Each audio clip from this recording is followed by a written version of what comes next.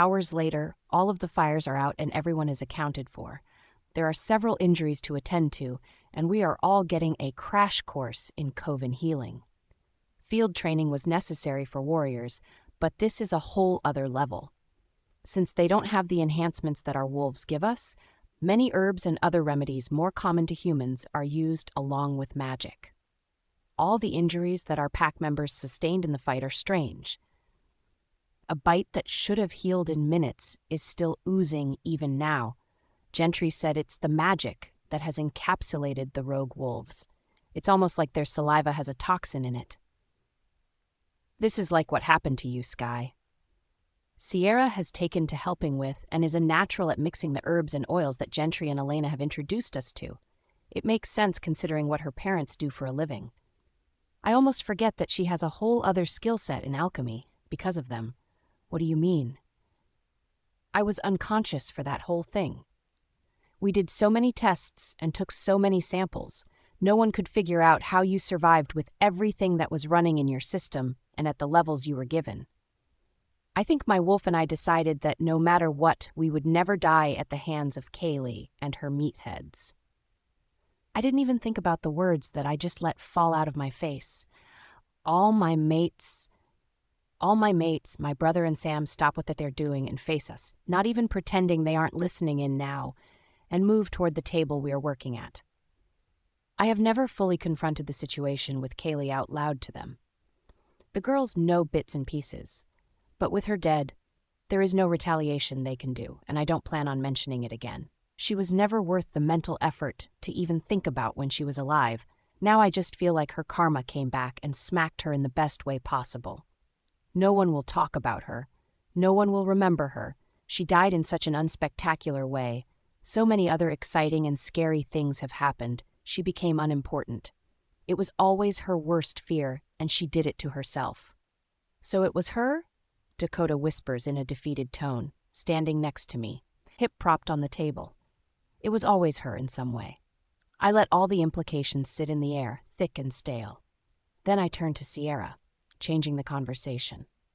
You are really good at this, C. I think I am going to have you stay and make sure everyone here is cared for and ready to join when Vincent comes back and Adrielle finally shows her face.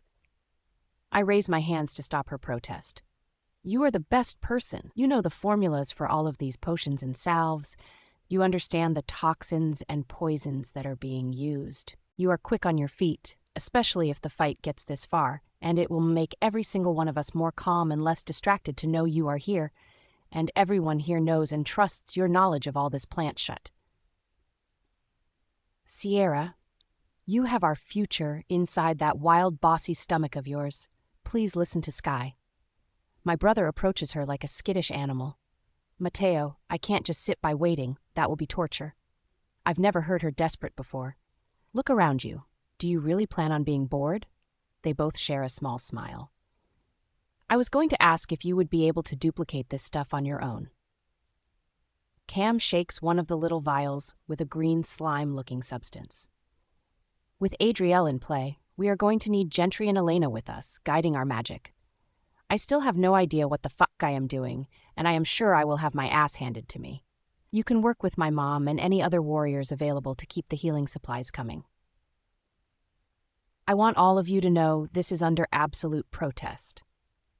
She pouts, and Sam slides up behind her, wrapping her in a hug. She never would have stayed put if he had asked as her mate. She would have played it off as him being too protective and dug her stubborn heels in. But two of her alphas giving her operational orders that really will be helpful, she can work with. 3 warriors make it over to us. We have set up shop in the school's gym. It is the only place we have found in town that is structurally sound. It works for now. Alphas, the north side of the territory has been thoroughly investigated. The few houses that were up there cannot be salvaged. The forest has been unharmed, though, along with your shrines with the belladonna and wormwood. Thank you, Zane. Make sure you all get food and rest. We will send out another patrol soon. Cam directs him. They thank us and go on. Lenny and Martha have been keeping supplies here for the warriors and the few rogues that we collected when we got Gentry back. It has been easier to keep everyone fed like this, similar to what the elite warriors do at the compound. These rogues have been so helpful today. They know what we are going through. I'm sure many of them lost their packs this way, but we have one thing they didn't. We have the power of knowing the war is coming. Most can't fight, but that hasn't stopped them from asking to learn. Many of our warriors have gotten past the fact that they came from the same rogues we are currently fighting and brought them into our folds. They have proven so far that they want to be with us and side with us. I won't stop anyone who wants to help us get rid of this disease. They want a home, a pack to belong to. I hope we can give them that too. Osiston and Nicholas should have been back by now. Has anyone heard from them? I asked the group around me. They went to check the southern part of the pack lands where Charlene and Alpha Breck threatened us. I hate that I feel jumpy and anxious when I don't hear from someone every hour. I think I have been hardwired for check-ins since warrior training, but these constant attacks are making it worse. I need to be in constant contact with everyone just to know they are safe. They are fortifying your pentagram. Adriel was able to break through and obviously do damage to your pack. Elena begins. Gentry finishes. We think she was able to get through because all 4 of you were outside the pack borders. That is something we will have to research in the future. Your pack must be safe without the need to leave one of you behind. That sounds more like a curse to me. No offense to either of you, but I'm fucking over magic. Sam mumbles from the crook of Sierra's neck. Elena side-eyes him. Well, it's here to stay, pup, and you have a direct line to it. I would apologize before your magic decides it is over your wet dog smell and stops working. You all may want to pray to... I don't see much as we're flying through the air, but the sweet decay of apples lets me know it's Vincent. My wolf is brilliant and just as agile as I am. She twists so we can land on our feet, but the sight that finds me has my blood running cold. Vincent is here. I'm not sure how he got in front of me when he's the one who tossed me, but he's here, unscathed. His form hasn't changed, but the energy surrounding him is so much stronger. His red eyes are more wild. He snarls and backhands me before I can observe any other changes about him. I feel that in my soul. Our whole left side is throbbing with the pulse racing in our veins. Skylar! Gina calls my name as we right ourselves. I immediately send my fire into our fur, hoping to the goddess that we can wound him or slow him down at least. Careful, he's worse. I call back to her as we charge him. I can get more leverage in my wolf form. I don't think there is any way we would survive in human form, but it would be nice to just punch him in the throat, just once. We are fully engaged now, biting and clawing at anything available. He is responding with just as many hits and kicks. The ones that make contact really suck, but our fire is scalding his bare skin when it comes into contact with our fur. So now we are working on shredding his clothes to gain as much skin contact as possible. You are dooming all of your loved ones just to stay alive. How can you live with yourself being so selfish? Give me what I want and I will set them free. His silky metallic voice coats my thoughts. I don't think any of the wolves fighting for you right now would consider themselves free. Don't let him bait me. Don't let him bait me. Don't let him bait me. You are the host of powers you are not worthy to wield and don't even understand. You don't deserve to have them. Hand them to me, willingly, and your pain will be minimized. Did he just tell me he would kill me nicely? How is he so calm and collected when he's talking about killing me while fighting me at the same time? Another backhand to our face tells me this is a trademark move and to be aware of it so it can't happen again. He is clearly trying not to harm me so badly that he can't use me, but he is a masochist. He has a gleam in his eye every time he strikes me and draws blood. My wolf and I are holding on, but it's just again while the rest of our warriors are dealing with the rogues. Where's your witch, Rogue King? I think you might be getting slower and need a magic reboost. I have to find a tell and weakness. He won't go down any other way. He hates the title. Let's see how much. He charges at me as fast as his bulk will allow, and we jump, extending our claws to their fullest lengths. The slash we rip down his side sends him into a screaming fit. Landing behind him, we turn so he is never out of our sight. He reaches back, attempting another backhand, but we see it and dodge only to be hit with the other hand following through this time. He's learning as fast as we are. My wolf hits the ground and he jumps, using the momentum to pin us down. His hand on our throat sends me into a panic. My wolf tries to calm me down, but I just can't think, can't breathe, can't move. We are too weak. He keeps beating us at every turn. It's like Kaylee and her meathead minions all over again. I was never strong enough to stop them either. No matter how hard we train or study or work, it's never enough. I am struggling as hard as I can. My legs flail, arms pulling against the hold his legs have on me. Wait, what? When did we shift back? I can't be in human form. He'll kill me for sure. Our human form can't handle the amount of torture he's been giving us. You will give your powers to me. You should never have been given the gift in the first place. None of you have been worthy to hold and wield the gifts of the goddess. I can't respond or even think. My body is growing weaker and weaker. He's going to take my powers and take me from my mates. I just got them and haven't even had the opportunity to appreciate what I have with each of them. I think that is what is holding my hostage. The pain they will feel when he finally takes my last breath. No, motherfucker, you are done taking from us. Gina comes out of nowhere, claws extended from her hands, slicing at his neck. Again and again and again.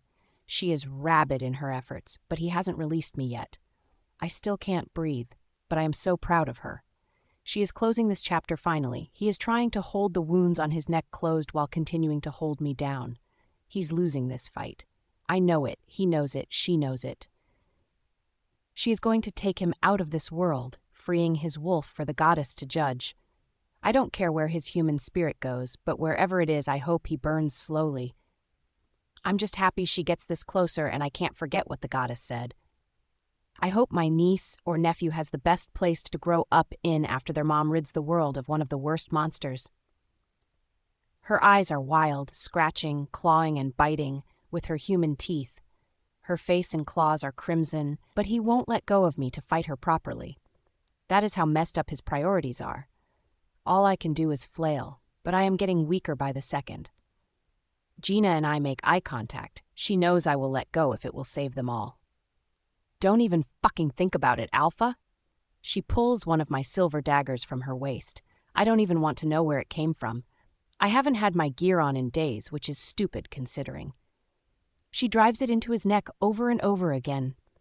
This asshole is not dying easily. Finally, after about 10 deep stabs, he collapses forward on me. I try to push his big ass off, but the way he had me pinned down, it's hard to move, so I do what anyone in my position would. I explode into flames. He will not come back a third time. My wolf and I concentrate as hard as we can to burn hot and bright. In minutes, he is pounds of ash covering me. I am ripped up into arms holding me tight. Biddy, what the fuck was that? I hold Oliver as tight as I can. I don't know, but we aren't done. He sets me down, and Cam and Coda attack me the same way, but I only see Gina and Mateo. He's holding her while she cries. I put up a barrier around the 6 of us. We just need a minute. The fighting will still be there when we emerge and Gina needs me. I hug her tightly, and she doesn't fight the separation from my brother. I need you to go and be with Sierra right now. I pull back to look at her. You have your closure, and now your next chapter begins. Can you do that for me? She looks at me confused, and then it dawns on her. What are you saying? I don't really know. I didn't get a lot of clear answers, but you and Sierra need to stay close to each other, and not here. Her eyes are shining. It's the one thing she didn't know she wanted until it might have been taken away. Sky? I need you safe and alive. That is what will keep me going. Mateo, take her to Sierra, now. My brother doesn't question anything. If he suspects what our conversation was about, he can talk to his mate. He pulls her away quickly, heading back to the school. As soon as they clear the enclosure I have created, the clear, safe bubble I created turns green. It's about time that you started serving your purpose. This soft, ethereal voice wraps around us. I am done waiting for mindless, lazy wolves to complete tasks. Several rogue wolves drop just outside the bubble. My mates move in closer to me. Every one of them has contact. The air gets warmer and I can't feel the magic that is holding the barrier up. I don't have control over it anymore. We are stuck here. It's the tornado scenario all over again. I raise my hands, letting all my anger and fear build in my palms, then try to blast through the barrier with a fire blast. The flames just hit the glass-like structure and glide along its edges, dispersing into the air. Don't try to leave or overpower me. You are not trained enough or strong enough to resist, pups. You do not belong in any form of power. You belong in my service. Your magic can be used so much better with the right guidance. You are here to be collected by me. The only way you will survive this is to leave with me. That's not going to happen. Cam growls into the open air. It's not a choice, child. Your little mate decided to share her gifts with you, so now I have to endure all four of you. It was a mistake to gift magic to wolves. So emotional, never thinking with their heads. Celine should not have shared our magic with your goddess. It belongs to us. You are an abomination. You were mated to a wolf and had a child that was a wolf. How can you say that? I still don't know where she is, and I think that makes me more nervous. She could be miles away, tucked safely in another warehouse, while we are fighting for our lives. It was a weak attempt by Celine and the moon goddess to unite our kinds, to create balance in magic. Even the child I was given was weak, but he could have been so much more with you, and you could not follow the plan that was set forth. A sharp tingle runs down my spine. She's going to attack. I can feel it. I squeeze Cam and Oliver's hands and lean back into Dakota behind me. The bubble is starting to crackle and spark. A low hum of chanting is starting. I'm not sure if it's in my head or if they can all hear it, but I can't seem to ask either. My mouth doesn't work, and my mind link is stifled. The bubble around us shatters like glass. The humming grows louder, and I can finally see someone approaching. Green smoke is billowing around her like an extension of her ornate dress. It surrounds us. The circumference is like a fence. The warriors closest to us start to drop. The ones in wolf form are gagging with their tongues hanging out, writhing on the ground, and the humans are grasping at their throats, choking on no air. They can't breathe, and she hasn't taken her eyes off of me. How is she doing that? Get back, all of you! Gentry and Elena shout together. Adriel, stop this madness, Gentry pleads. Finally, someone with a voice. No one hesitates to listen, though, dragging themselves and each other past the border of green smoke. I thank every higher power that is out there. The suffocation seems to leave them the further away they are from us. I'm not sure if they could cross back in if they wanted to. She's isolating us from everyone, but as long as the pack is safe, it's fine. We can deal with this. I can deal with this. Even her own wolves were affected and had to leave the space. They are milling about patrolling the perimeter, no longer fighting, but curious to what is happening. None of them seem like they plan on shifting to human form, though. My dad and Nicholas look panicked on the outside of the barrier, watching their mates fight, and they are powerless to help. You are a traitor to all witches. Adriel spits at Gentry and looks away from us for the first time. You choose to protect these mongrels, these pets. I try to adjust my muscles, but I don't want to move from my mates. I think once we break contact, I won't be able to get it back. The slight shift was all Adriel needed to focus back to me, though. Skylar? Elena shouts as Adriel takes a deep breath and lets out this slow hissing sound, and a shimmering aura blasts out of her, ripping my mates from me and tossing them out of the barrier, leaving Gentry, Elena, and I. I am shaking with fear, but I don't look away from her. She continues to move towards me. Gentry and Elena stay put, but continue to murmur encouragement to me. I can't understand it, but I can feel it. The hairs on the back of my neck are standing up. Whatever they are doing, it's calming. I am the only one that Adriel wants. She won't let anyone closer. That moron thought he could siphon off your magic, as did his father and grandfather with all your ancestors. They thought they could just take it, like a jacket, because they wanted it, killing both witches and wolves to gain power. And your goddess and mine decided to force me into mating with that filth. He didn't want to mate, he wanted to control magic. Why help him then? Why let him do the things he did? So many people could still be alive, because I saw the prophecy. It was given to me. You would be a hybrid, a true hybrid of our kinds, with powers beyond anything we have ever seen. The one who mated with you would gain those powers as well.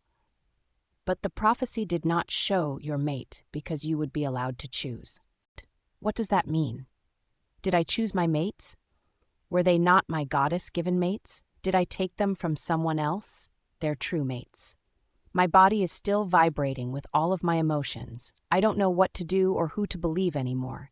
So many people have told me so many things about me, but nothing adds up or makes any sense. She is just looking at me, with a smile on her face like she knows what is running through my head. Why would you be given a prophecy about me? I have nothing to do with you. I half whisper. I need to understand what I am meant to do, where I belong. You have everything to do with me, child. I am the High Witch in my coven. I hear a grumble from either Gentry or Elena. You should never have been given the title Gentry. You know as well as I that I am more powerful. She glances a look over my left shoulder.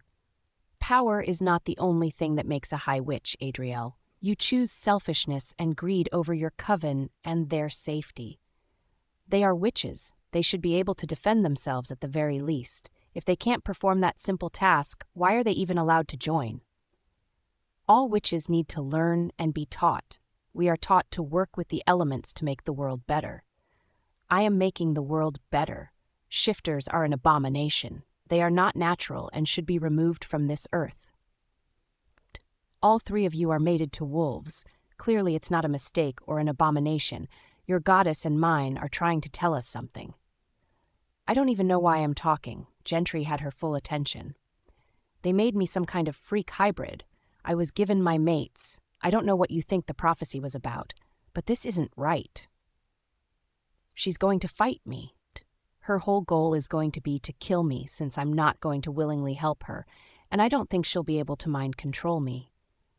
You are a tool and nothing more. Did you never wonder why you were never wanted? Why no one paid you any attention unless they needed something from you? She smiles an evil smile, knowing her insults hit their mark. I was never wanted. My dad didn't want me. He already had his heir, and my mom died bringing me into the world without the right help. I never had friends until Sierra. No one wanted to talk to me unless they needed help with assignments, or they were being bullied by Kaylee. That's right, child. You were not meant to be here. You were not meant for any of this. You are not designed to handle these powers even now. You can't do something as simple as control your element and release these wolves from my control.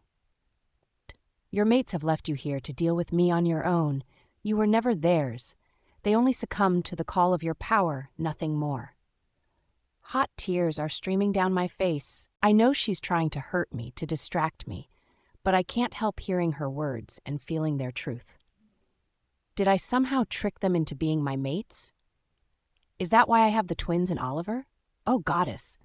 What if I did take them from their given mate because I was too selfish to be without the three of them? I can feel my ribs constricting around my heart. The shallow breaths hurt. I love them, all three of them, with everything in me, and I don't even know if it's real. She raises her arm in a flowy pattern. I can see she's going to cast like she's moving in slow motion. Something about the movement is familiar, but I don't know why. I'm mesmerized by the dance and the swirls of color in the air in front of her. No, not colors, just one color, green. Everything with her has been green. Her dress is made of a long and heavy green fabric with runes inlaid in a deeper green shade.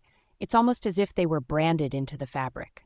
Green. What does green mean? Why is everything about her green? Then something hits me. You! I don't shout, but I am heard loud and clear.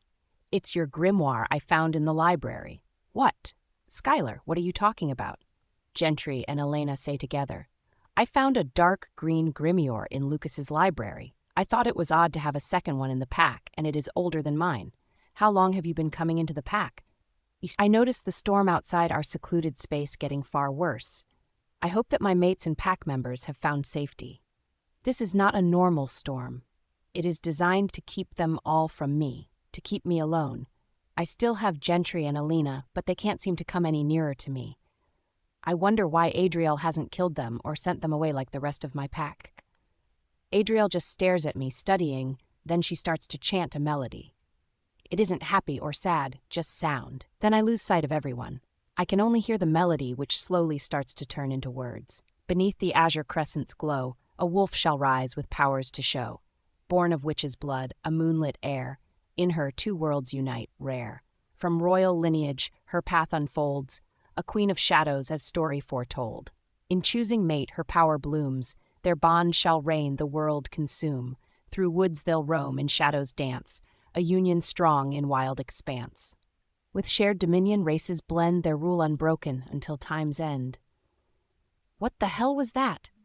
My words are still soft, but they break the spell on my eyes, and I can see Adriel in front of me, not moving to harm me, not walking away.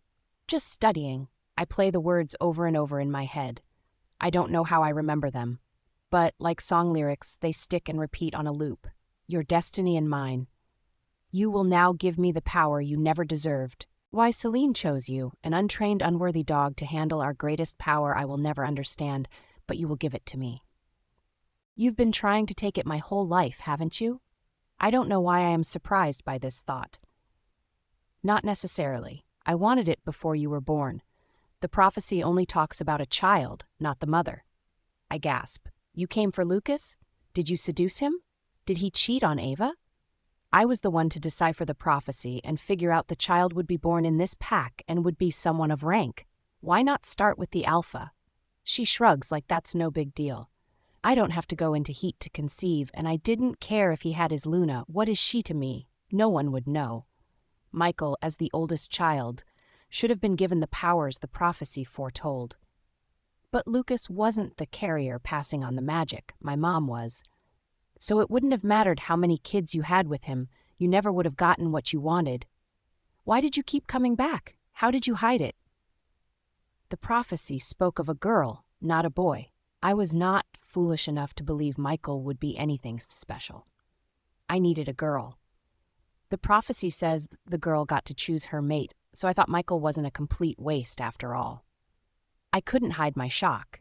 Cam and Coda were half-brothers with Michael and didn't know it. I killed their brother, and she talks like he didn't matter at all. I have felt hurt and disappointment, shame and loneliness all day. Right now, though, I feel anger. Pure, blinding, white-hot anger. The storm around us rages. Lightning sears the sky and rain is pelting down, but nothing touches us inside Adriel's barrier. I am angry at Lucas for starting this whole mess, and all the adults around me just kept making emotional decisions in reaction to Adriel and Vincent and all of their bullshit without actually thinking things through. I hate Kaylee and her dad for being a part of this. She was more than likely influenced by Adriel, too. It explains a lot if she was. We have all suffered for years because Adriel wanted a power someone told her wasn't hers to wield. I am angry that even though Michael was a duck, had a reason, he wasn't wanted any more than I was. A product of selfish behavior. I am angry. No, angry doesn't even come close to describing the rage or animosity I am feeling at suffering with so many other innocent people at the center of someone else's stupidity and greed. I can feel the earth beneath me rumble. I feel the air around me press into my skin. The rain just out of my reach is fighting to get in, pelting the barrier Adriel has up. The flame under my skin is bursting to get out. It wants to take over like with Vincent, and just incinerate the problem that Adriel is. I just don't think she is going to go out as easy as he did, and there was nothing easy about that. Skylar, my sweet girl, do not give in to the hate and anger. It will consume you and take control. Fight and defend, but do not give your control away. You will never get it back. I can see Elena has her hands up in my peripherals. I can't tell if she is showing submission or ready to cast. I just need to end this, now. You know good and well it won't end here. Don't let her control you too. Don't let her force you to use your magic. She lives to control it. She has never understood it as a part of her, of you, of all of us. Magic is not selfish or kind. It works with the intention of the caster. The more negative the emotion, the more energy it takes from you. She's trying to make you weak before you even begin. Gentry is making some kind of gentle swaying motion with her arm, definitely casting. It all hurts so much, I don't know if I can control it. But you are. Can't you see? Can't you see? She is not making the storm outside. That is a reaction to your emotions. It's all you, sweet girl. But it is getting intense out there, and we all have people we love in the storm. Think of them, ease your rage, rein in your temper. You will get your chance, But don't follow in the footsteps before you and sacrifice all that you love for something as useless as hate. Oh, goddess, no. She's right, I can feel it now that she's said it. The storm is mine, and I am hurting people with it. What was I thinking? I'm not better than Adriel. I can't let that take my focus from her either. I see what Elena meant. If I analyze her like a warrior, she is waiting for me to break down or unleash wild magic that will drain me so she can attack. I wonder if it works the same for her, since she was born a full witch? I can feel the rage inside me, calm the longer I process her and come up with a strategy. My wolf is giving me hints to her movements. Adriel isn't as fast as us, but I'm sure that is due to her magic use. She probably doesn't have to do any kind of hand-to-hand combat because she is so powerful, but she's never met anyone who has everything to lose and will not put self-preservation first. Give me my magic, mongrel. Baby, everyone is safe. Love, let us in. Don't fight her alone. Sweetness, we're ready to fight this to the end with you. Behind Adriel, just beyond the border of the barrier, my mates stand tall and strong, ready to back me in this. Then my brother and Sam flank them, followed by Osiston, Nicholas, Lil, Wyatt, Nathaniel, and all of the warriors who are still able to fight. Adriel doesn't see them, I hope. I think she is so locked on me, and she keeps telling me to give her the magic. I don't understand what she's even asking for, though. I can't just hand it over, and I really don't want to. The magic feels like just as big a part of me as my wolf. I wouldn't give it up any more than I would give her up. Now I have to figure out how to get rid of this stupid barrier that she's put up. I need to get them in here and figure out how to break these rogue wolves from her control. Maybe some of them will be like the ones that helped rescue Gentry and just surrender. Or better yet, help us defeat the ones who are determined to help her. Gentry, Elena, can you move? I need to do something with this barrier. I need to let the guys in. They will make me strong enough to battle her, right? But they have to be closer, or at least on the inside of this barrier. She has us pinned in place. As her coven leader, I can break the spell, but it will take some energy. She has not behaved like a member in quite some time, but she has not ever renounced our coven. I do have some control. Like your pack members, we have an innate desire to belong to a group. Depending on what you need from us, I might be able to do something from here. Yes, they will make you stronger. Our partners always do. Elena answers my question, looking out at our family. I'm sure she's looking at my dad, and as much as the mere thought of him hurts me, she is completely in love with him. I take a deep breath. The storm is mine. The magic in the air is mine. Can I use it to take out this barrier? Let's try something. I know we are kind of out of your sight, but can you see us enough to mimic moves? It will be easier than trying to talk you through a spell. We will just continue your trial by fire training. I nod my head. The conversation was so quick. I feel like everything I am watching is in slow motion, or I am just moving really fast. Adriel is still standing there, like I'm going to walk up to her and place my magic in her hands. I take another deep breath, look past her to my mates, making eye contact with each one, letting them know to be ready. Then I start to move. I start to copy Gentry's movements, and I see Elena is too. Maybe they can bolster my magic if we do it all together. A blue mist starts to form around me, and Adriel's eyes go wide. What are you doing, you stupid brat? You don't even know how to command your magic. It will never do anything properly for you. You will never learn to harness it. Don't embarrass yourself trying. She is still solely focused on me, and I will use her weakness to our advantage. She chose the wrong words if she was trying to get me to stop. Maybe if she had paid more attention to the things that really motivated and influenced me, she would know telling me, I can't do something, is not the best route to go. My mates have caught on to what we are doing and are mimicking the movements outside the barrier. The blue mist is forming around them too, creeping its way along the ground just outside her barrier. It makes me think of the twins' eyes and the argument I had with everyone forever ago about them having different colored eyes. Even when they themselves thought they had teal eyes, I saw them separately as individuals. Now, though, all three of my mates share the mixed hazel eyes. I imagine our blue mist mixing with Adriel's green and consuming it. And like it always does, the magic listens to my thoughts, swirling in and out of the dense green fog, saturating the color, turning it that beautiful teal color.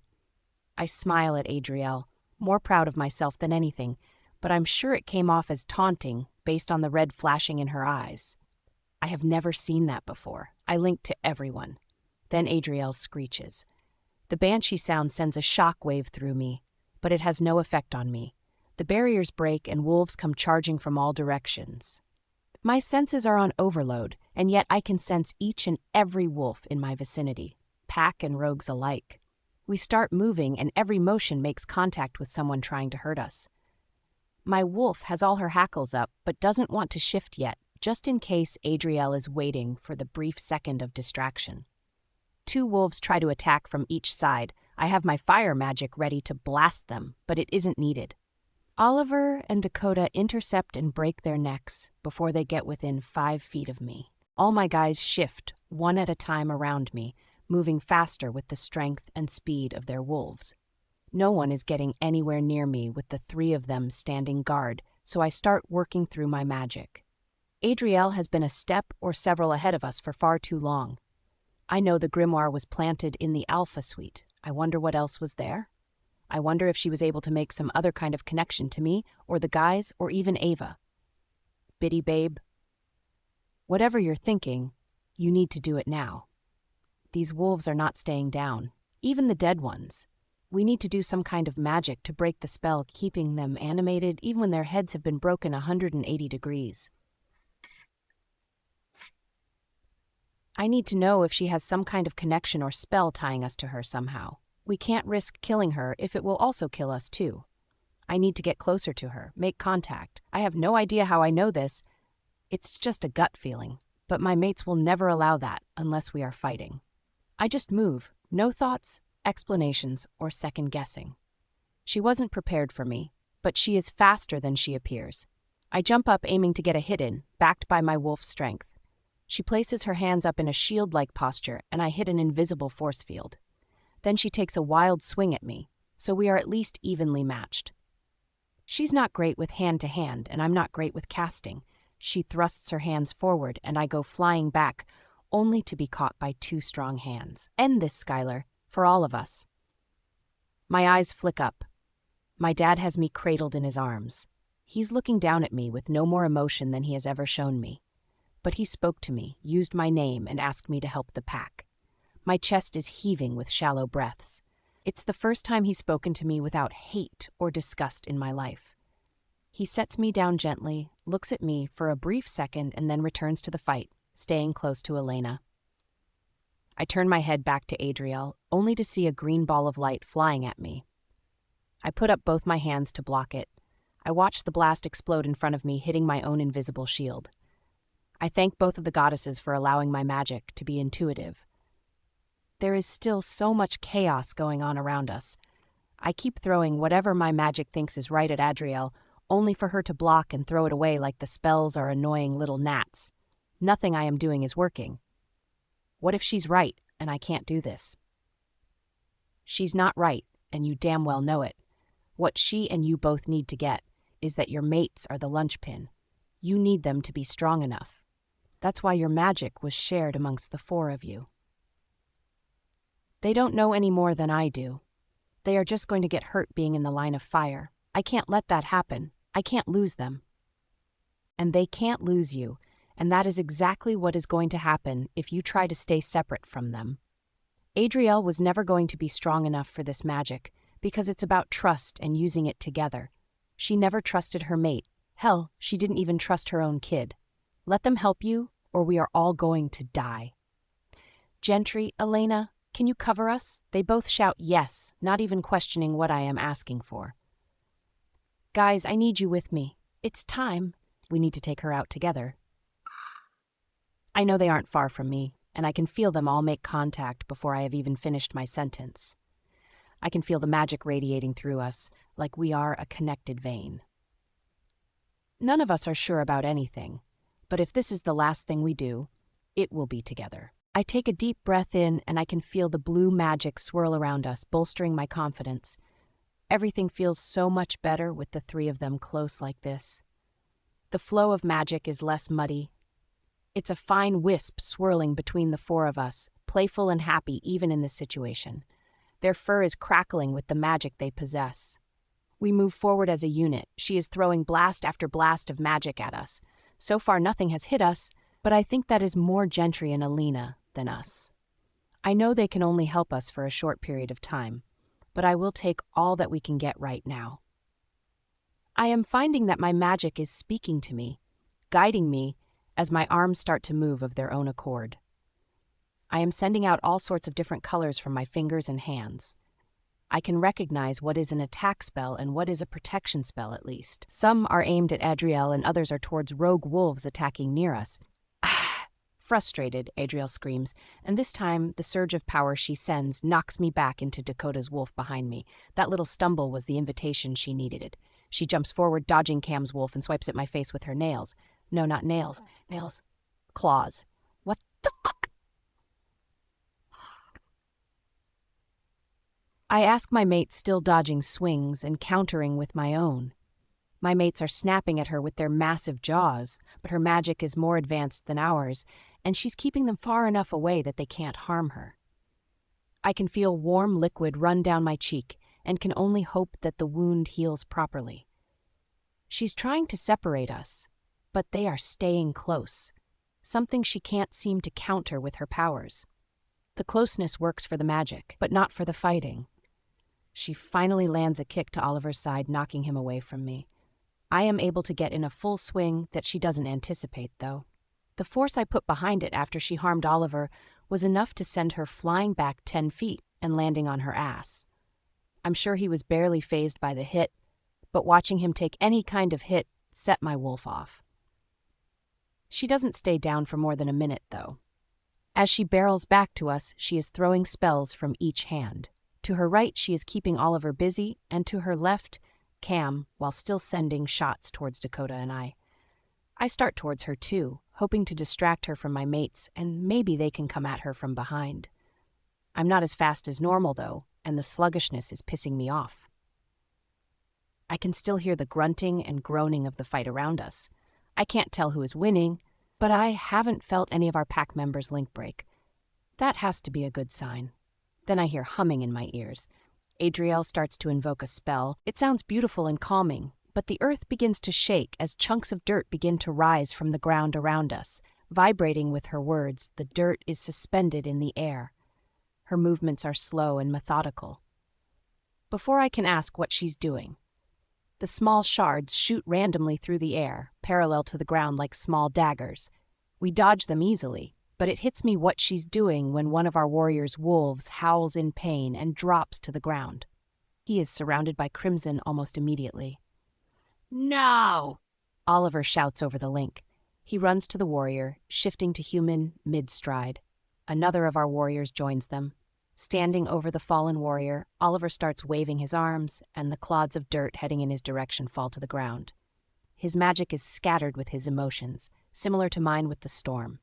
The warrior tends to our fallen, and I try to think of how to fix this. The storm. I can use the storm, my storm. I have to get Oliver on track. I've never seen him this emotional ever. Oliver, he's weak, but alive for now. Help me trap her. The storm is mine. We need to use it to capture her. Dakota, can you help Oliver with the dirt? Oliver moves back to me, schooling his face and rounding up the flying particles as he goes. They follow him like a magnet. I can feel his anger radiating off of him. He is angry that he didn't protect a pack member, a warrior that is under his protection. Adriel keeps throwing the dirt shards our way, but nothing touches us. Dakota has shifted and is moving his hands, causing the dirt surrounding Oliver to swirl back towards Adriel. Her look of shock is something I will never forget. She begins throwing more and more earth at us. Rocks now join the debris. But Oliver is a force of his own right now, stopping the motion and putting the projectiles in Dakota's path to circle back to her. They are trapping her in the tornado of her own design. Cam shifts next to me and directs the rain from my storm into the chaos we are creating around Adriel. She has her hands up protectively, keeping the shards from harming her, but that is all she can do. Her eyes are wild with fear and determination. I wonder if she's ever had a real opponent? The water is mixing with the dirt and the mud is beginning to splatter through her barrier, soaking every part of her. The ornate dress is becoming heavy with water and mud and weighing her down, causing her to stumble. Her arrogance is part of her downfall. The guys add more and more until all that can be seen is a deep brown sphere surrounding her. I step forward and let my fire consume me. Welcoming the protection and safety it provides my pack, my mates, and I, Cam stops the rain and stands behind me, his strong hands on my waist, lending me his energy. Dakota and Oliver close the sphere in as tight to her as it can go, and I encase the whole thing in fire. The sphere heats to a bright orange like clay in a kiln, but I don't stop there. I want to guarantee she can't hurt anyone else ever again. She can go back to her goddess and be dealt with. Oliver and Dakota each touch a shoulder, and I can feel their energy blending with mine. The flame coming off of us is white hot. Then the sphere bursts into millions of tiny little pieces. I wonder for only a brief second if we actually got rid of her, or if she somehow escaped in the moments we couldn't see her, until rogue wolves started dropping left and right. The dead ones stayed dead, now. My mates and I immediately shift and jump in to fight those rogues that still think they have a chance. These assholes chose to fight with her for power, and they are not leaving here alive tonight. I let my wolf unleash her wrath on these morons. She hasn't been able to fight much today. Knowing the magic side of me was needed more to deal with Adrielle. Right now, she is living her best life, tearing through the wolves who have decided to fight for this useless cause until the end. My mates never stray too far, and each of their wolves find mine to rub against us as often as possible as we weed through the rogues. Once we have dispatched all the rogue wolves back to the goddess, everyone helps to take the bodies to the compound we found outside our packlands. We set them up in rows and light a pyre. These wolves will get a chance to meet the goddess, and she can decide if they were working of their own accord or if their human was forcing them to go against our kind. We also took the time to search the compound buildings. I'm amazed at what we found. The space must have held hundreds of wolves as farm animals. There are no facilities here at all. No beds, no bathrooms, no kitchens, nothing. I'm sure the only reason it doesn't smell like a toilet is because she kept them in their wolf forms and they had a whole forest to use. She really didn't give a shot about these wolves that were following her and Vincent, thinking they would have a better life. They weren't cared for at all. Maybe that's why they fought so hard. They felt like they needed to prove themselves for her to give them affection, or they felt stuck and betrayed. Either way, they were angry, and our pack was the only place to take out that anger.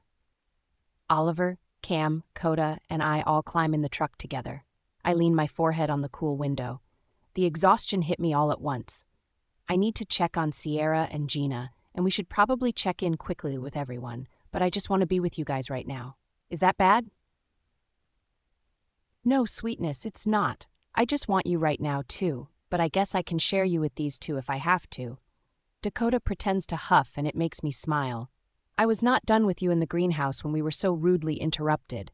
Oh, shut! The greenhouse, the pack house, all of our memories, they're gone. I didn't even think about that until now. The entire ranked street was completely demolished with the attack. Tears fill my eyes at the loss. Oliver wraps an arm around me and slides into the center of the bench seat. Don't worry, babe. We'll make new memories, and I'm sure there's things that are salvageable. And besides, Cam looks at us from the rearview mirror. We can do what we always joked about with Mom. I tilt my head in confusion. What's that? Dakota laughs. I forgot about that. It would be perfect, especially now. What are you two talking about? I turn to Oliver when they say nothing. What are they talking about? He just shrugs, and now I know they are up to something. Oliver can't lie to me, so saying nothing at all is his way of keeping their secret. Cam cleverly changes the subject. So did I hear you right? Gina is pregnant too? I roll my eyes, but give in. If it was really important, they would say. They'll tell me when they are ready. I think so, but I have no idea for sure. The moon goddess talked to me and suggested heavily that they both might be, and I should be careful with them. Sierra thought so before I said anything, but it is really early. Her scent has changed, though. At least I can smell a change. As far as Gina, who knows, and her scent is the same.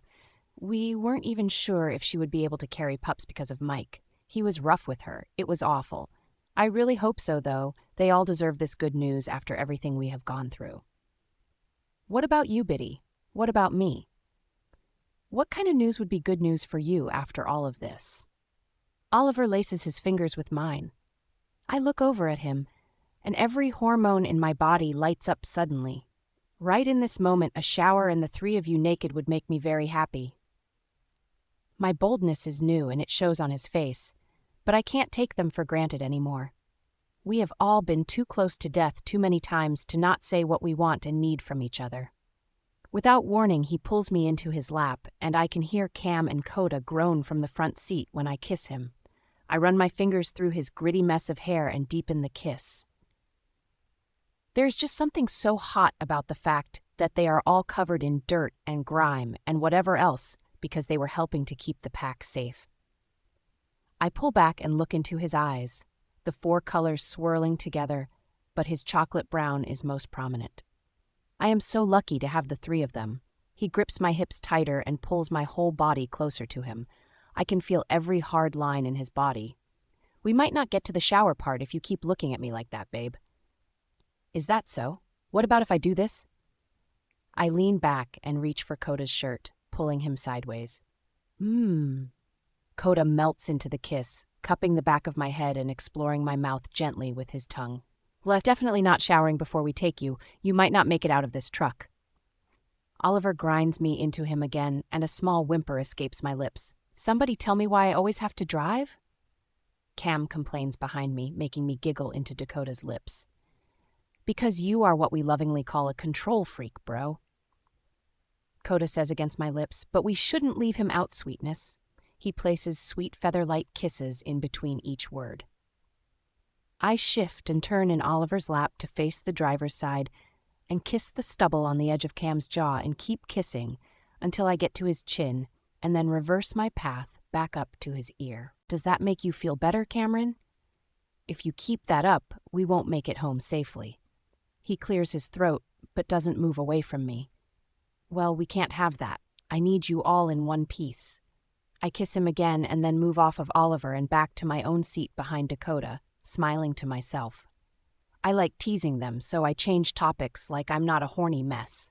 Do we know where everyone is staying? I know there are a few houses still intact and I feel bad, but I also want to be a little selfish and have one for ourselves. First, cockblock muchman. Oliver groans and adjusts himself. Second, it's not selfish, it's practical, as much as people would love to have us all with them at the gym while we figure this out. They also would never leave us alone. We would have to be on all the time. That's why Mom and Dad had the rules about who could be on which floors at the pack house and keeping the greenhouse completely private. It was so they could have moments away from everyone, even if they were only small bits of time. Dakota's tone is just as strained as Oliver's, but they are both trying to rein it in. It makes me smile. All right, I just want time alone with you guys, whatever that means. I say as we pull up, but first, I practically jump from the truck before it's in park as Oliver tries to grab me. I use Sierra running at us as a distraction. She launches herself into my arms, which is a sight, I'm sure. Oh wow, you and your mates need to go find a dark corner for all of that sexual tension. She giggles in my ear, making a point to take a deep breath in. I ignore her comment and look at her closely, like I should be able to detect a change in her after being apart. How are you feeling? She laughs. Not much different than a few hours ago. You're going to be as bad as Sam, aren't you? And all the rest of the guys. I giggle at her. This is so exciting. It feels so good to have something to smile about. I'm fine. I was able to get in touch with Mom. Her and Dad will be here in a few days and will more than likely overstay their welcome. She playfully rolls her eyes. I know how close she is with them, and they are amazing. I wouldn't want anyone else here with her and Gina. Can you blame them, though? This is so exciting. I pull her in for another hug. Well, it won't be just me for long with the way your mates are looking at you right now. She looks pointedly over my shoulder, and I follow. They look like alphas observing a scene, but to those of us who really know them, they are wound up tight. I don't know why I am in a teasing mood all of a sudden, but making them wait a little longer seems like the best course of action right now. Stop! I haven't even had my heat yet, and for once I would really like something about me to be normal and not happen early. I bury my face in my hands, feeling bad about feeling so selfish. I want kids, but not yet. I feel like we haven't stopped to breathe since we have been here. There is so much more we still need to do to put the pack back together. What about you is normal? Jaina asks as her and Lil walk up and hug us both. 'Cause from where I'm standing, normal isn't even in your vocabulary. I told her her mates look like they want nothing more than to knock her up, but she doesn't want to hear that yet. Yeah, you have 3 of them. That's 3 times the chances. I'm surprised you aren't pregnant now. Lil bumps my shoulder with a big shot-eating grin. Everything else happened early. Why not your heat? And aren't you like part witch? They don't need to go into heat, remember? Gina shrugs. I grimace. So not helping. Oliver comes up behind me and wraps his arms around my shoulders. Why are you giving Biddy a panic attack? What are you 4 up to? Just his smell has me relaxing. Gina waves her hand in front of my flat stomach. We're taking bets on when the future alpha will be conceived. It's making her squirm. They all giggle. So much for girls sticking together. At a choking sound behind me, I look up. I don't know if I've ever seen Oliver's face go slack. As the realization dawns on him, I couldn't help but laugh. He's not ready for any of this either. Good. Come on, big guy. Let's go get everyone settled. Then I need a shower and a nap, I think. The rest of the day was a blur of moving people into the homes that were still standing. We did our best to cluster everyone for now. I'm just so glad that we didn't have pups and our older members to deal with. They were all still safe in the Alpha King's care, but that was going to be my next project. We need to bring our pack members home. This war zone needs to be turned back into a home. We will do all of those things, Tiny, but first you said you wanted a bath and a nap. I slapped my hand over my mouth. Did I say that out loud? We need to do one more check to make sure everyone is covered. Dakota pinches my lips with his fingers. Enough, you have done enough. We are not under any imminent threat. All your warriors are fed and happy. All of your friends have left to go take a well-earned break. You have been switched to fight mode for too long. I don't think you even know where the off switch is. Let's go. He tries to turn me around. But Cam throws me over his shoulder. No buts, Skylar. You are ours for the rest of the night. And let's be honest, all day tomorrow. But I try again, propping my hands on Cam's butt to push myself up. Crack! Ow! What the hell? I squeal. I can't see who smacked my ass, but all 3 of them are laughing. That might actually leave a mark. For about 5 minutes, you're an alpha. It's still my favorite sight. Oliver groans and I roll my eyes just before I am thrown back in the truck. Wait, where are we going? All the houses are within walking distance. These not ours. We told you, boundaries are really important. This is one we are making, and you are not getting a choice in. Why is Cam's assertiveness giving me goosebumps down my arms? Okay, so where exactly is our place? I am ignored. We are driving through the wilderness. I love our packlands. We have so much area that is protected and won't ever be built on. It just lives in its natural state, not manicured and trimmed up to fit the public demands. I lean on Oliver's shoulder and let myself drift off. It's finally over. It's been 20 minutes, and no one will answer my question. We have talked about all kinds of things, just not our destination. We have talked about finding a time to see Mina, Xander, and Oscar and their new pup. Because, in all reality, we can't leave until our pack is put back together. We talked about improvements that we want to make since we are building so many things from the ground up. They did finally let me in on their plan for the pack house. When they were younger, they used to joke with Ava and Lucas about making one giant house for all of them to live in together, since they were together all the time anyway. They would spend at least 4 nights a week at the pack house. They want to do just that, turn our street into one massive pack house, with all of the ranked families getting an area to themselves and also having a place for visiting guests. They were more excited about the idea of lots of pups running around together than I ever would have thought boys could be. It just made me smile. I'm still not interested in being a mom at 17, but it doesn't scare me with the 3 of them. I really need to talk to Alpha Reggie about that whole thing, too. I'm hoping that Elena will be a big part of helping me through having pups. It's so weird to think that I will have a mother figure now. I wonder if she wants kids of her own. I wonder if Dad will be around more now that he has a mate again. I don't know if that makes me happy or sad.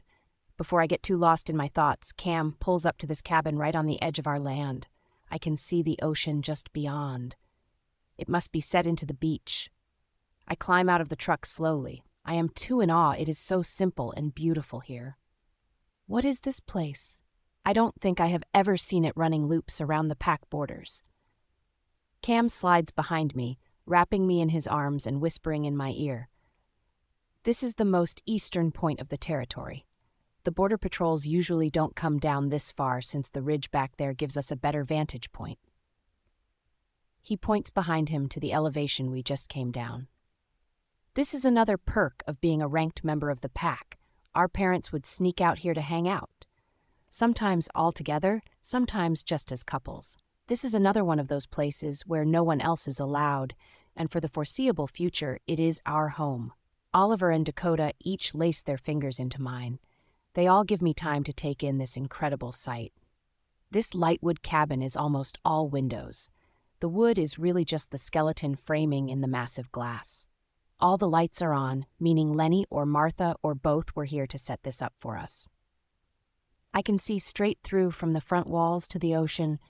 There is no hindrance to the view. It is incredible. The main floor has an open concept kitchen and living room with a large staircase going up to a landing in the center.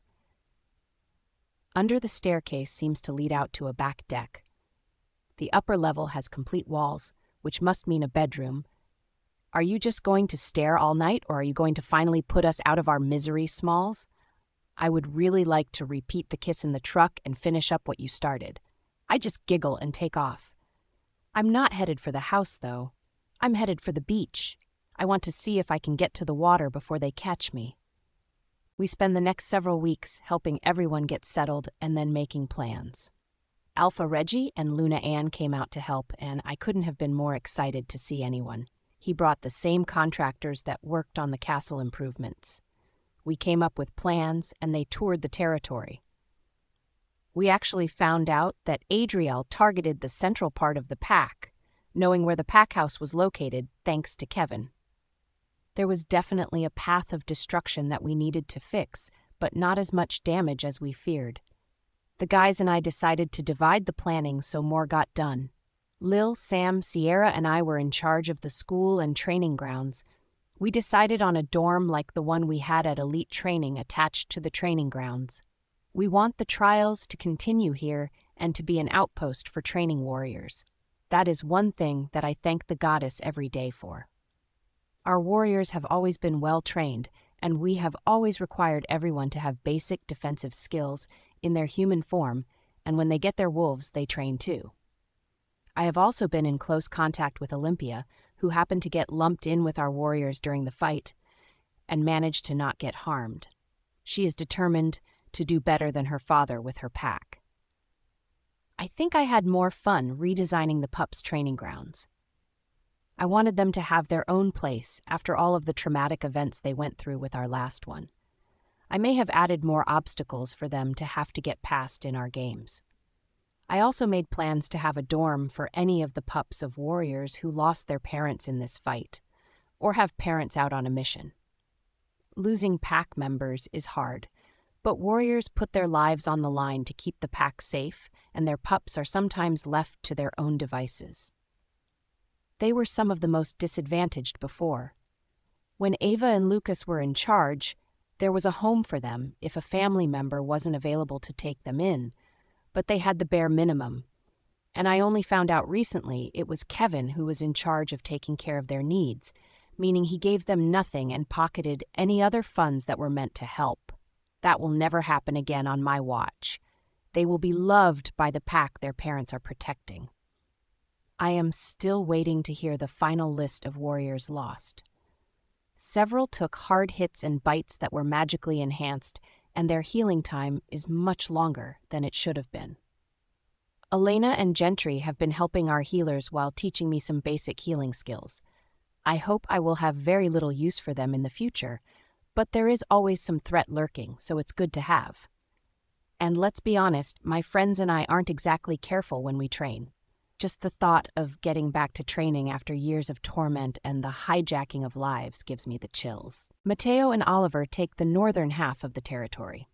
More homes are on this side of the land. The elevation in the center of the pack gives us an easy divide. It is cooler on the northern side, so it's better for homes than crops. Dakota and Cam take the southern half, where our crops and farms are more plentiful. We work as a leadership group in the evenings designing the pack center on the plateau of the central elevation of the pack. I am hoping that we can bring back pack members by the end of the month. I have this need for everyone to be home and safe. Ava laughed at me when I asked her about that, like having the pack divided up is making my skin crawl. Oh, sweet girl, you may be an alpha, but you are this pack's Luna too. You have a connection to them the boys never will. They have an innate need to protect everyone, but you will feel everyone. All their emotions, their happiness and sorrow. You are the light that holds the pack together. That is why the Luna is so important. How can she be both an alpha and a Luna? Lil asks across the table. We are having a rare girls' day. Our boys are working with Alpha Reggie, Osiston, and Nicholas getting supplies in and organized. Sam and Mateo have figured out that their now showing mates won't stay out of anything unless all the girls are forced to sit on the sidelines too. So here we are. It is so cute to see the little bumps in their stomachs start to develop, and no matter how many looks people give me when I get excited for my friends, I am still hoping to have some more time to be just me. Ava pulls me from my thoughts. How has she been able to do anything in her life? She's special, that's how. She's both a wolf and a witch. She's a leader and a team player. She is an alpha and she is a Luna. Speaking of which, I think we should do a Luna ceremony when everyone gets back. I know that your alpha aura is the strongest, but it will bond the pack after all of this. So much has happened since we sent everyone away. We lost Lucas and gained 4 alphas in the process. They will be so excited you have joined the boys. Yes, I want you in a dress, finally. Sierra claps her hands. I have been in a dress. You missed out because I was on assignment. I point at her. Yeah, but those pictures and the guys' reactions were epic. I would like to see a live reaction. Wait, how do you know what their reactions were? I have my hand halfway to my mouth, suspending a chip with salsa dangerously over my lap. I may have snuck into their camp. It was not new or an unusual thing, actually. They all snuck around like any other large mass of teenagers would. We were just hanging out, actually, and a text came through to Mateo because Xander is not societal. Now, the reactions make total sense. Then, it was funny because they were so extreme towards someone they claimed was just a friend or a beta, so you're close. What did they do? Gina leans forward, eating this gossip up. I've only known them since we got back, and anyone with eyes could see all 3 of them were in love with her. Honestly, it was pretty much the same before, but everyone was so young, and all of them were scared of the mate word.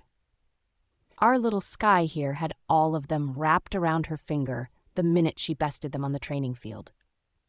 We all start laughing. They didn't even notice me before you showed up. It's all your fault. I threw my napkin at her. Nah, they would have caught on eventually. It just happened a little faster with me. I still watch the videos of your birthday when we went shopping. I thought your head was going to explode when I brought out the first hideous dress. It was so big and poofy, you looked like a porcelain doll. She scrolls her phone and starts handing it around. I haven't forgotten this day, but I don't remember their reactions being this dramatic. She takes her phone back and flips to something else, and then hands it around. It's a video from the lake at the Alpha King's castle. They are all just goofing around when Mateo gets a message. He stares at the screen, then almost drops the phone as he scrolls. What the f***? He asks the air, which gets the attention of the others, who huddle around him. All their faces go slack. Then Sam's glowing smile breaks across his face. Yes, go little bit.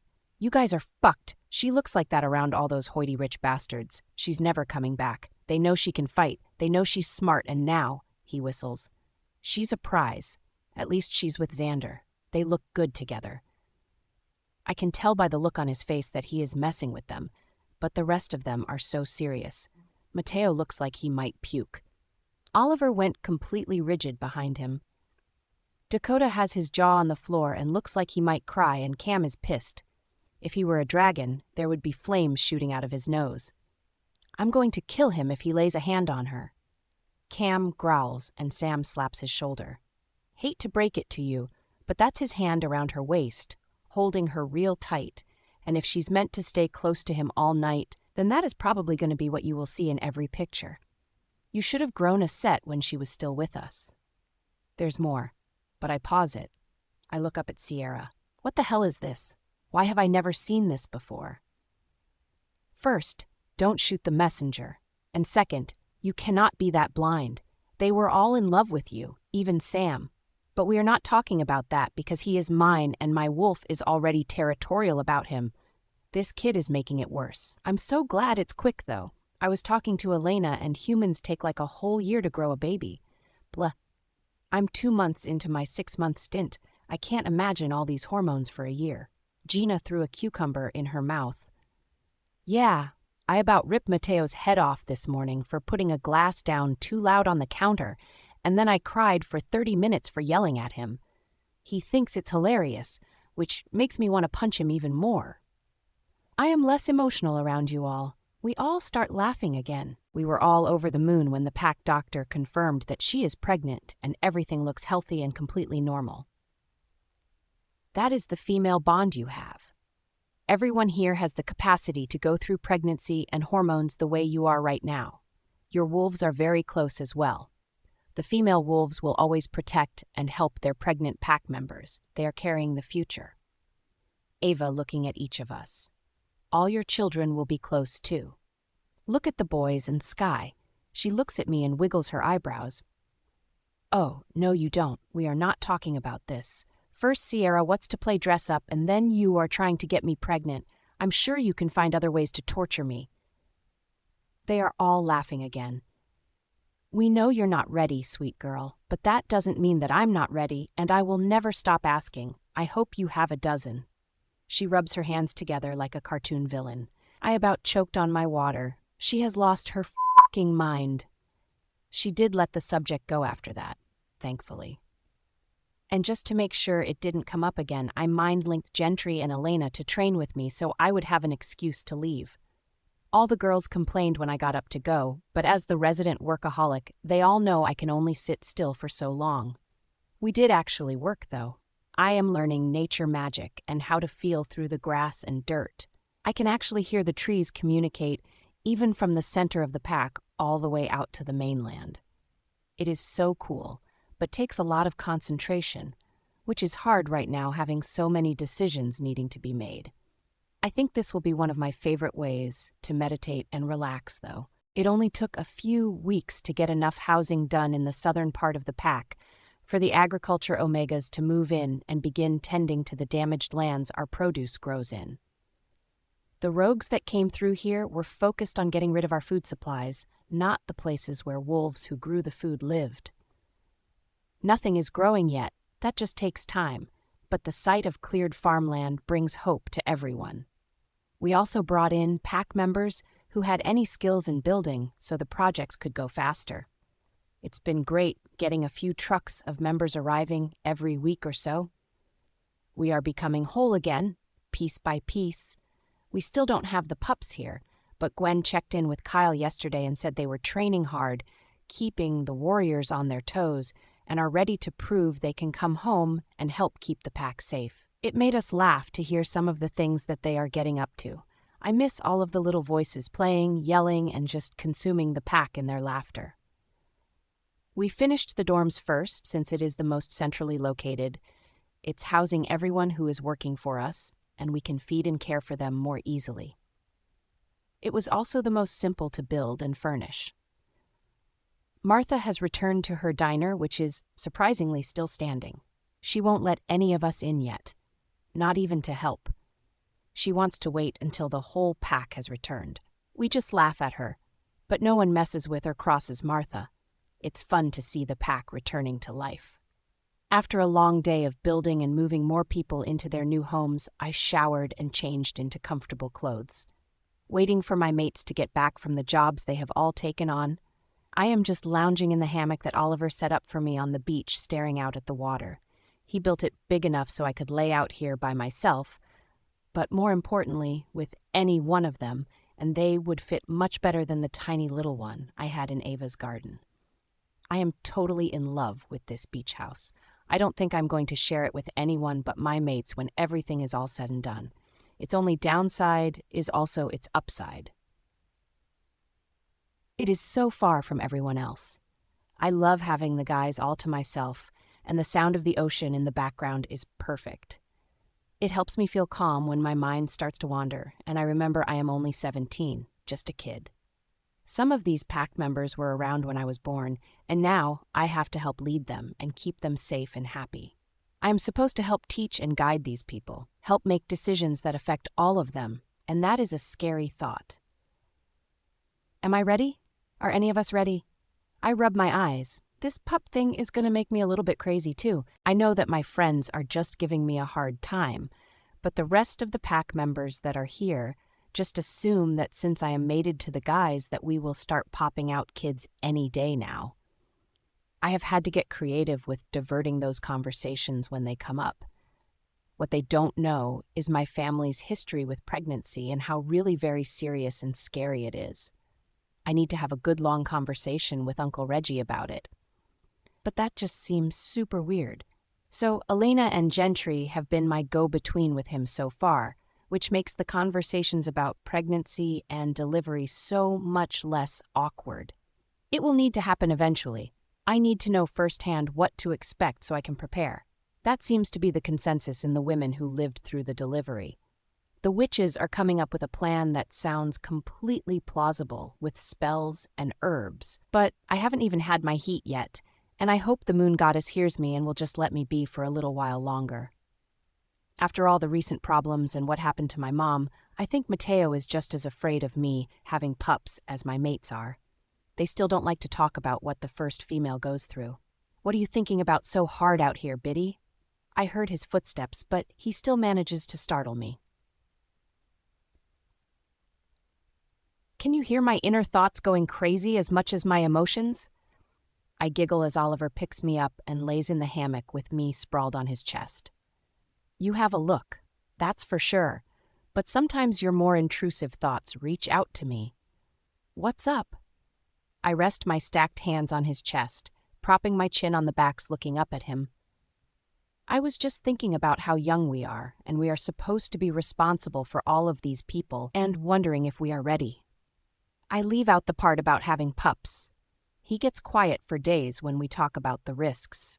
It has also been a huge topic with Gina and Sierra running around hormonal and showing. Any pack member anywhere will talk about pups all day long if you let them. I don't know if anyone is ready for this, really. Even if you are born into it like Cam and Coda. At least they knew what the expectation was. I know I was planning on being the next Gamma, protecting the Luna, and maybe, hopefully, becoming one of her best friends. I didn't plan on falling in love with her and then getting lucky enough to be one of her mates. My breath caught. You were in love with me before we were mates? I shouldn't care so much about what happens to them.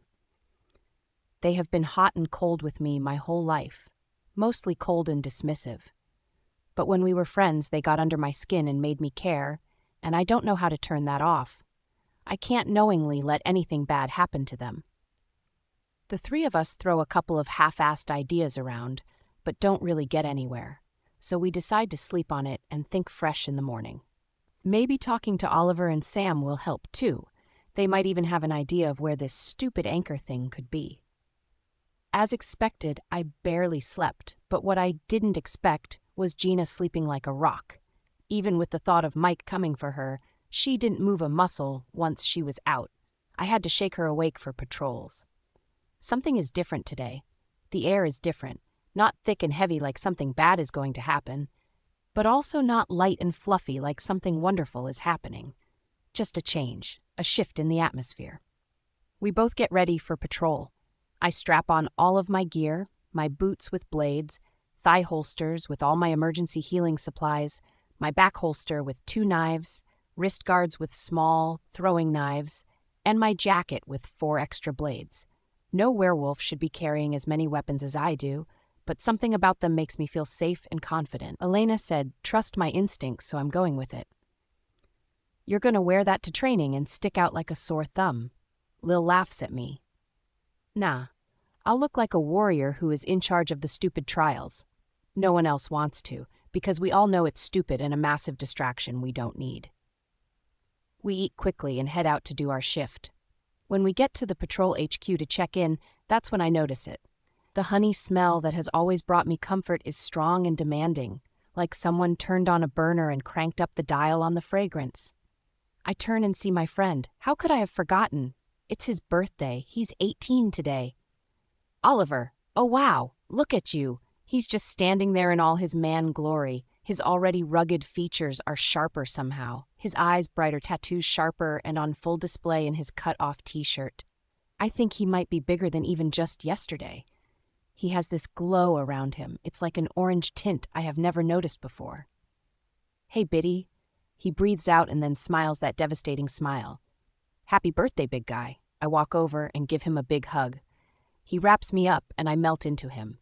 He buries his nose in my hair and we just stand there. Okay. Stop groping my sister. Fuck, shorty. I don't know if I'm going to be able to handle you finding your mate. I laugh and let go of Oliver. He doesn't release me right away, though. He reaches up and touches my cheek with the back of his knuckles. The gesture is very intimate, and I am all of a sudden very uncomfortable being this close to him, so I take a full step back and breathe deep again.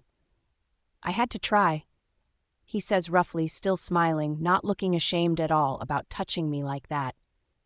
"Wait, what? Don't be dense. We all see how you two are together. It's natural to think you might be mates." Gina shoves me in the shoulder. "But I'm not 18. I won't know anything until then. Why do I sound panicky? I would be lucky to be mated to Oliver." "Okay, I even think it's a possibility," Mateo huffs out. "And let's be honest, there is nothing normal about you. Never has been, so you being able to sense your mate early is absolutely in the realm of possibilities. But man, seriously, keep your hands to yourself in front of me." They both laugh. "That's not funny." I grumble and walk past all 3 of them who think this is a joke. "Stop by later. We are going to grill out. Apparently there are traditions to try and live up to," she says over her shoulder, following me. When she catches up, she asks, "What was that back there?" "What do you mean?" "You let him hug you, hold you like he's your boyfriend, but the minute he touched your face, you froze up like something was wrong." "I don't know. Next to Sierra, he's probably the person who knows me the best. He is my best guy friend, always has been. I don't know how I feel about the idea of being his mate. Whenever I thought about mates, I never pictured any of the guys for me." "With the amount of man candy you have just floating in your orbit, you've never thought about any of them as more? You are crazy. And Mateo's right. There is nothing normal about you." "I'm going to take that as a compliment, jerk." We head to where we need to be and shift to begin our patrol. As we run, Gina and I both feel for the magic that is surrounding us. Then I realized, with the birthday and mate talk, I was so distracted that I forgot to tell them what Elena said last night about the magic and the barriers. So I mind-link Mateo and Oliver and fill them in on everything she said and tell them to do the same. Mateo thinks I'm stupid and reminds me he is a wolf, not a witch, but Oliver shuts him down quickly and tells him what to look for. That's our other connection, though. We are connected by magic, or with magic. I think he might be overestimating our connections into something they aren't. I just keep hearing Elena in my head, "Trust your instincts." My wolf and I agree, Oliver is ours somehow, but I don't know if mate is it. I've never even had a boyfriend, so this is blind territory for me. We finish our run and meet up with Lil, where Gina proceeds to exaggerate the entire interaction between Oliver and I, and then she laughs at me like everyone else, who seems to think this is the most natural and obvious thing in the world, and I'm an idiot for not seeing it. I told them to come over tonight so we can grill and celebrate. We need some normal downtime. Tell Sam too. She points at both of us as she walks off. We walk into the training grounds with smiles on our faces, But that lasts about 2 seconds when I look to the head of the training grounds and realize hell has frozen over. Alpha Lucas, Luna Ava, Cam, Coda, Kaylee, and Kevin are all standing there looking like a picture-perfect family. My breath hitches, and I feel like I'm going to throw up just at the sight they present. And for a moment I think I am too late to save them.